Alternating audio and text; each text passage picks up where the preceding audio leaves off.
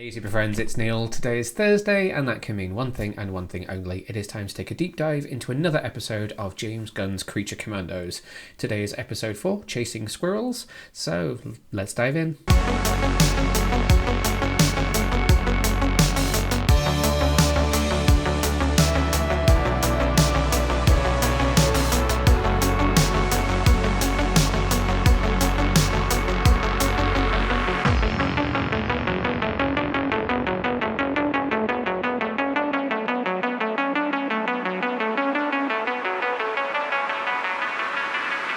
This was my first 5-star review for this season.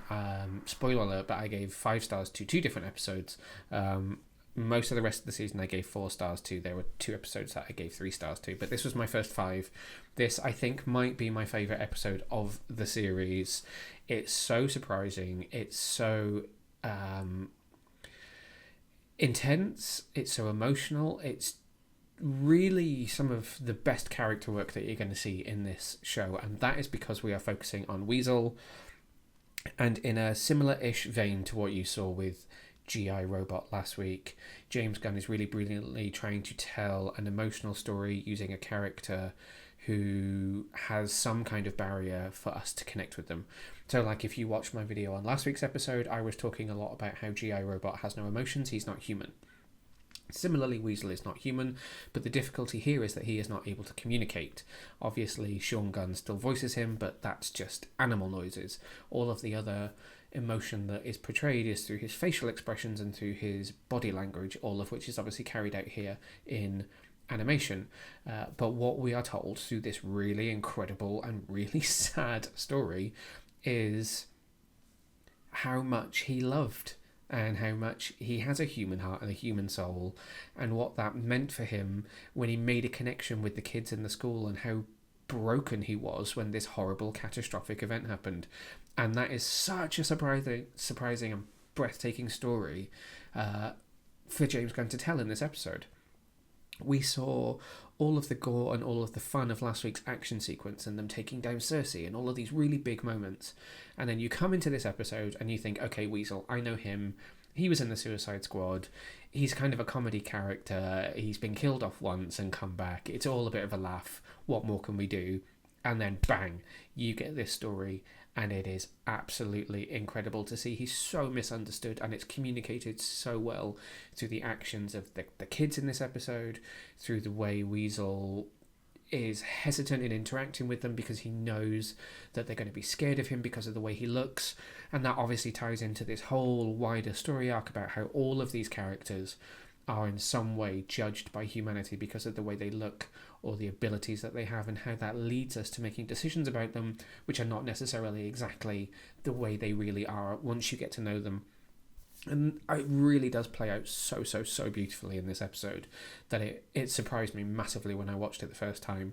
So watching it back kind of second and third time, it really, it just hits you right here to see that really sad arc that leads you to where we find Weasel in this episode, which is then really nice that he has this connection with his teammates now that we're seeing him kind of find a family, which is sort of the thing that he's always been looking for. But really gets you. It is some of the best storytelling in this series, which is so exciting. And then you get to what is happening elsewhere. Now, I kind of said in my review last week about how it feels somewhat odd that everything in Pakistan is starting to wrap up. So, we've captured Cersei, and it seemed like Cersei was the big bad that they were going after in the first episode. And yet, here we are. This is episode 4. This is the midpoint. We still have another 3 episodes to go after this. So what more is there? And so what you see in this episode is the first time James Gunn pulls the rug out from underneath us. Now, this is going to happen a couple more times through the rest of this season, and I'm not going to tell you about what those things are coming up. But in this episode, it's this huge twist that in actual fact, what Cersei claims she was doing was trying to stop the princess from what could end up being a completely catastrophic event that could ruin the entire of the DCU. And that leads us in to the biggest moment in this series. Now, I have to say, when I first saw this, I had to absolutely just, because I wanted to shout from the rooftops about what we see, who we see, the context in which we see them. And then HBO went and put it into a trailer. We saw it in the first glimpse at what was coming up through the rest of the season after episode 1 and 2, and then obviously it was in the preview again for episode 4, which really does kind of spoil this huge moment where Cersei and Amanda Waller connect, and Cersei explains why it is that she was doing what she was doing and why she took the sons of Themyscira to Pakistan to overthrow the princess. And it leads us into this moment, which I'm sure is going to be somewhat controversial for a couple of reasons. Firstly, yes, it's reminiscent of some of the flash forward sequence stuff that we see in Zack Snyder's Justice League, particularly the context around heroes who might have fallen. Secondly, there's a lot of characters here who we haven't officially seen in the DCU yet.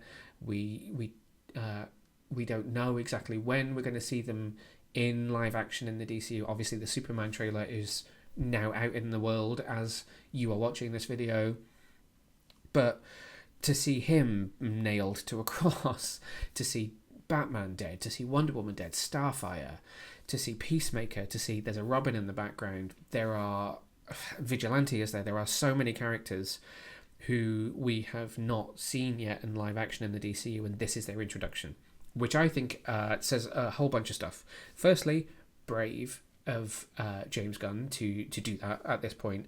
Now, bear in mind, this show was being written before he took on the studio, but it is still part of the story. It has been produced to DC Studios. It's set in the DCU, so these are those characters. This is a potential future for them. So our first time actually seeing Superman in story, Batman in story, Wonder Woman in story is all of them potentially dead at the hands of the princess, and that is brave storytelling.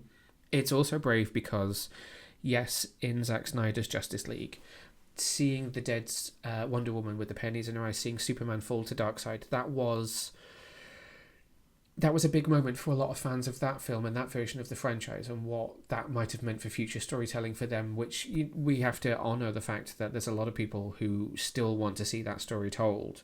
And so to see James Gunn's DCU doing something similar in portending this future could stir up a few feelings for some people in the audience, and I think that's a bold move on behalf of the team as well. But in the moment, wow, did not see it coming, and what that might mean and how that could impact on future projects depending on the rest of the storyline for Creature Commandos is really, really incredible to see as well. So I think this is an episode where you see James Gunn's writing really balancing the character work with a bigger story. We've seen that kind of smaller story of the week, so them coming together as a team, going to Pakistan, them then having the big fight with Cersei after the bride has been kidnapped, and then last week them coming together as a team to take on the Sons of Themyscira. This now is opening up the story really, really wide for where it could go through the rest of the season, because we now need to see how Amanda Waller reacts to that and what she's going to do with Task Force M to try and stop this future from coming true, and that really ramps up the scale for the remaining 3 episodes, which, again, I'm not going to give you any spoilers, but it's really, really exciting to see. Some guest cast that we have to mention for this episode. Steve Agee has finally joined us, picking up his role from the Suicide Squad and Peacemaker and post-credit scene in Shazam 2. So it's really, really fun to see him finally in the show, and great to see his dynamic with Waller and back in the team.